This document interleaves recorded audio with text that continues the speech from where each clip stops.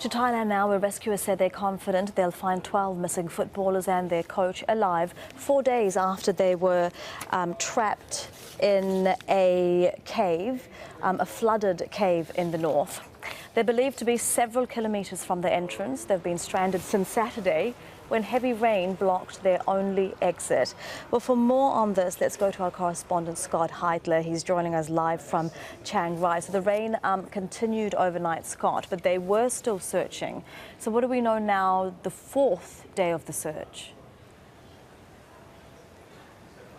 Elizabeth, well, we know one thing for certain. We're right at the mouth of that long cave complex right over my shoulder. And what happened just before we came on air is very interesting.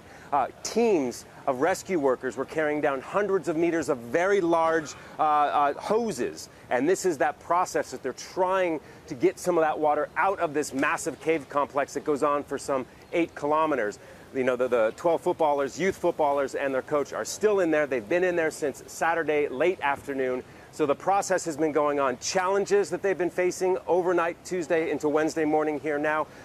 More rain, a lot more rain. We spoke to one of the head rescue commissioners yesterday, and he said the biggest challenge is continued rainfall, and that's what happened last night. That's what's happening today.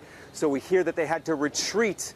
They have pumping stations within this network of caves, and they had to retreat one because the water level was rising. We know that at the end of day Tuesday, they were 3 kilometers in. Now we're hearing they had to retreat back because of the rising water levels. Other things we're hearing, they're going to try to launch a couple of helicopters.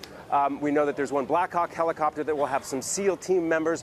Their plan is to try to rappel down one of these chimneys, these openings into this cave complex, to try to do some searching that way. Also another larger helicopter to do some kind of surveying around the area. Again, this is a network of caves that go all over the place. So they're looking for any possible entry, exit, any kind of signal, any place they can maybe drop more food parcels in. So right now, that's what we're looking at. But because of the cloud cover, because of the rain today, it's really stymieing these rescue efforts, Elizabeth. Absolutely, Scott. What do we know about these children, I guess they still are, and what they were doing in the cave?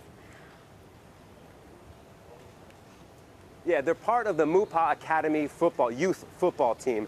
Now, they're very close. They train very close to here. It's not an actual academy. It's not the same school where all these boys go to that are on this team. I know there are 12 of them stuck in the cave. Now, they came on Saturday after a practice match very nearby. They came here, and this is something that they've done before. They actually used this cave complex in the last couple of years as a training facility for their matches. And we know now that they have been training intensely because there's a tournament that they're supposed to be a part of next month. We also know Wednesday morning some of their team members, not the entire team was in the cave complex, some of their team members came out here to give information to the rescue workers, maybe where they had trained before.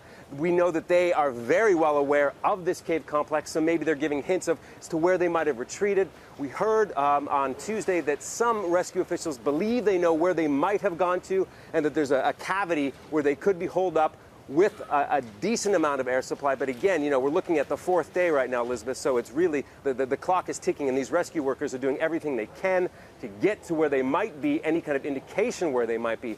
But the rain is really working against them, Elizabeth.